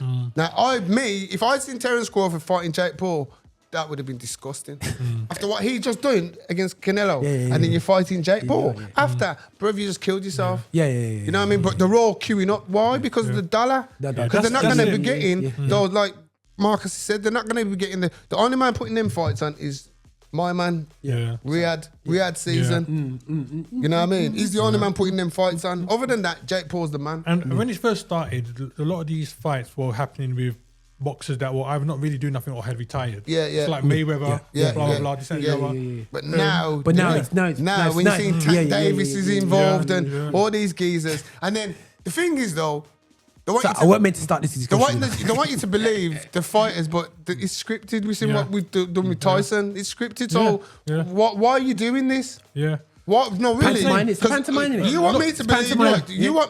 Anthony Joshua wants us to believe that he's going to fight Jake Paul, and then it could go. Oh, Jake Paul won on points. We're supposed to believe that. Come on. Like I said, bro, like the amount of money they'll make, it will double, triple. My man says he's going to make 50 million off that fight alone. Even like, what's his name? Tyson Fury's brother. He's not no one on the boxing scene. He's the only man to beat him. Yeah. He's the only man to beat Jake Paul. Jake Paul's going to be fighting Anthony Joshua. He's one defeat, Tommy Fury. Come on, bro. Make it make sense. Yeah, boy. So that's a quote. Money though, again, innit? As the book told us, bro. The root to all evil is the pound. He's the money. It's the money thing. He destroys all sport. Man's natural way of thinking and common sense goes out the window when he sees pound signs, dollar signs, euro signs. They do, bro. No rules, man. No rules. But listen up. We won't go into the Premier League. You know what I'm saying? We give the Liverpool fans a chance to have a winter break, winter resurgence. And I don't need a winter break. No, when you meant to talk the thing, bro, I'm ready. I don't need a winter break. It's a shame that we haven't talked about North London derby weekend and all sorts. But we'll talk about next week. Just tell me. I don't need a winter break. He said, bro, we need to give about 4 games. I don't need 4 games, bro. I don't need 4 games. When you're ready to talk, Marx, I blame your club for this, you know, Marx. Marx. I blame you lot for this. You lot made him come to Anfield and get free. Because if you didn't do that, Bridget, this geezer would not be running gums like this. I haven't seen Roger run gums like this for years, bro. Listen. Who's high in the table? Bro. See there? Listen. I'm dead, bro. Listen. Stop recording. Listen. They're just saying, right? They're just saying that every dog has its days. I'm done, bro. Man United can win 3-4 games, right? And then lose the rest of their games for the season, bro. The geezer's got too much talk. I ain't got. Listen. Allow him, Mark. Like I said, when you're ready. Allow him, Mark. Allow him, bro. We'll see Mark in the new year when we talk about FA Cup. You see, right? You see. Oh, God. You see, Mark? No. The same people he called these guys when they gang up on me, man. You know what I mean? Let me finish it on this, Roger. Right? Regardless of what you want to say. Yeah. Regardless, of position or anything. Answer this one question for me, yeah? Go on. Who are the current English champions? What's that? Answer the question. Who are the current English champions? And you say, who's that? What's the stumbling about? There's only one answer. Yeah. All right, so regardless of what you say here, if Man United I ain't saying much. I'm just stating. If Man United comes to Anfield right now, they're going to say. I'll ask you the question, right? The neutral. Yeah. Which club has won the most league titles in England? Is it joint now? I don't know. You tell me. I'm sure it's joint. Who and who? You took us. We won more medals than you now. We still got more trophies. Well, you've got more. You've got more overall trophies. Yeah, got more trophies. Yeah. My question was league titles. Yeah. League titles. Yeah. Who's got the most? Yeah. Just about Liverpool, innit? No. I just wanted you to say the name. You've got both on 20. You're both on 20. You're both on 20. Yeah, that's what I said. That's why you've been fake. And who's the current champions? Who's the current champions of the Premiership? They're based not far from about 30 miles from Manchester. You know what I'm saying? Yeah, it's about half an hour on the motorway still. You know what I mean? Yeah. Like I said in the last thing, put some respect on our names. The past 5 years, we won 2 titles. Yeah. And so Man United haven't won any in those 5 years. We won 2 titles? In those 5 years. Yeah, what titles you won in those years? Yeah, FA Cup and I'm talking about the league, bro. I'm talking about the league, bro. If you want to go that deep here, right, then we definitely shame you. If you want to go that deep, we definitely shame you, bro, because we won Champions League and everything else as well in that time. Yeah. Don't forget, we were the world champions as well. Yeah. So if you want to go that deep, we can go that deep. I thought I'm talking about leagues. Bro, we had that season, but we cleaned up. We won everything. You know what I'm saying? I mean, seasons so, about 3-4 like seasons. I said, right. I'm talking about the last 5 years, just the league. Yeah. Has Man United been mentioned? No. We're going through our season. What season? I mean? What season you going through? Don't worry, man. Yeah, I'm in we trust. Like I said, right. You got talk for your last few games, right? But you ain't got talk for the past few seasons. Yeah. Well, we take it, guys. Trust me, guys. You know, I called it out, but is this still recording? You know what I'm saying? Yeah, still recording. You know what I'm saying? Still recording. Yes, as is the shot, we're gonna keep this in. But don't worry, I'll keep this in anyway. But we'll see, guys. We'll go back to this period right now. We've got the receipts online. What receipts you got, bro? I got receipts on you and H, man. I got receipts, man. Got receipts. You know, we're spending $500 million. You know what I'm saying? You know, who told you to do that? If we get you next season, you know. But anyway, that's a whole nother podcast. But we see how things warm up, guys. Don't worry, man. You don't want me in the next podcast, man. I'm gonna kill you, you know. I'm gonna murk you, bro. I'm saying it now. The next podcast here about Premier League, if I'm there, it's done for you, bro. It's done for you. I hope I'm there. It's done for you, bro. I'll be the referee. Oh, witness, man. Let's witness, man. Let's look witness. Everyone's going to Harbour Nation. But listen, this is Roger here alongside Marx and Anthony with absolute international total special. And big up to the boys and from Haiti and Curacao.